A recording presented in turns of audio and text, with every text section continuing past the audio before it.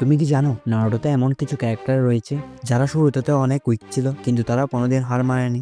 তার ফলে পরে গিয়ে তারাই নারুটো সিরিজের স্ট্রংগেস্ট ক্যারেক্টারদের মধ্যে চলে আসে। নাম্বার 5, জিরাইয়া। সে ছোটবেলায় টিম 7 এর সবথেকে কুইক মেম্বার ছিল, কিন্তু সে ভুল করে একদিন মাউন্ট মিবোকিতে চলে যায়, যেখানে সে সেজ মোডকে শিখে এবং পেনের সাথে ফাইটে। জিরাইয়া একলাই পেনের 6 পাতের সাথে ফাইট করেছিল, তাও আবার পেনের এলাকায়। নাম্বার 4, নাগাটো। শুরুতে সে অনেক কুইক ছিল, তারপর সে ইয়াহিকো আর কোনানের সাথে জিরাইয়া সেন্সেই থেকে ট্রেনিং নেয় এবং পরে তো সে পেন সেজে পুরো আকাতসুকিকে লিড করে। Number 3, Naruto. নারুটোর মধ্যে 9 টেইল সিল থাকায় ছোটবেলায় তার সাথে কেউ কথা বলতো না, কিন্তু পেনের হাত থেকে কোনোহাকে বাঁচানোর পর সে ভিলেজের হিরো হয়ে যায় এবং 4th গ্রেড নিনজা ওয়ারে সে কতটা পাওয়ারফুল হয়ে যায় তা তো তোমরা জানো। Number 2, Obito. সে ছোটবেলায় শারিঙ্গান কেউ ভালোভাবে ইউজ করতে পারতো না, কিন্তু মাদারা থেকে ট্রেনিং নেওয়ার পর সে 1 বছরে 9 টেইলকে কন্ট্রোল করে, কোনোহার পর হামলা করে, ইতাচির সাথে মিলে উচিহা মেসাকার করে এবং শ্যাডো থেকে আকাতসুকিকে লিড করে। 10 টেইল জিনজুরকো হওয়ার পর তো সে স্ট্রংগেস্ট শিনোবি হয়ে যায়। এবং লাস্টলি নাম্বার 1 এ যে রয়েছে, সে ছোটবেলা থেকে নিনজুৎসু এবং গেনজুৎসুকে পারফর্ম করতে পারতো না, কিন্তু সে কোনোদিন হাল ছাড়েনি। সে প্রতিদিন হার্ড ট্রেনিং করে গেছে এবং পরে সে এতটা পাওয়ারফুল হয়ে যায় যে 10 টেইল মাদারার সাথে ফাইট করে। শিনোবি ওয়ার্ল্ডে সে ফেমাস গ্রিন বিস্ট নামে। এবং সে কে